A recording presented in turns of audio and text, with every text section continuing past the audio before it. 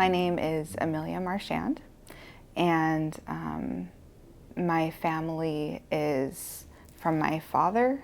I'm Moses Columbia, Chief Joseph Band of Nez Perce. I'm Okanagan, Palouse, and a little bit of Lakes, but that's kind of a family secret. And from my mom, I'm French, Irish, German, Dutch, and a little bit of English, but that's a family secret too. So, and my Indian name is Kumkanox, and that comes from my Okanagan heritage. And so from my dad's like 100% Native American. And because he and his ancestors happened to be south of the border, south of the US-Canadian border, we're Native American and not First Nations. But I was born and raised on the Colville Indian Reservation in north central Washington state. And it's one of the largest reservations in Washington. We've been talking about how to integrate more the actual traditions and heritage, rituals and values of Indigenous peoples into codified tribal laws.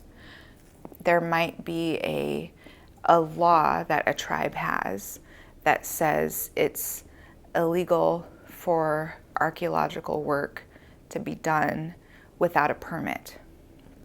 And the permit only has to be it has to be filled out and completed and turned in and signed off on by, let's say, the tribal chairman. And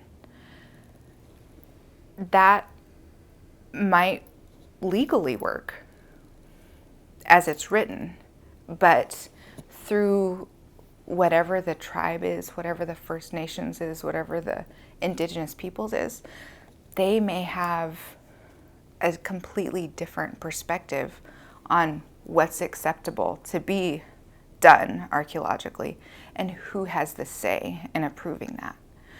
A lot of First Nations and tribal peoples are matrilineal, and there might be clans or societies where that is something strict that in their society, in their cultural system, it wouldn't necessarily only be the chairman's signature that allows it to happen. It would be this other group of people that would have the authority to kind of ensure things are done correctly, or ensure things are protected correctly, or not done at all. The way that so many Indigenous societies have been structured is to protect their food resources, to protect their medicinal plant resources. And the way that environmental and natural resource management is currently done and agriculture is done does not take any of that into account. And so to try to codify laws or create policies that reflect the values of, and not just for biodiversity, although, yeah, we want to do that, but not just for biodiversity, not just for habitat for like one species, but for the value of every single component. It's so necessary and it's so needed, especially when we're dealing with climate change, we're dealing with jurisdictions like where we are in the Northwest. There's transboundary rivers that what happens upstream in a different country is impacting downstream communities. And Same thing with wildfire smoke as it crosses borders and boundaries, and same thing with like wildfires and insect and disease outbreaks and COVID as an example. But that's why all these things need to be thought about in a different way and addressed in a different perspective than the colonialist, imperialistic perspective.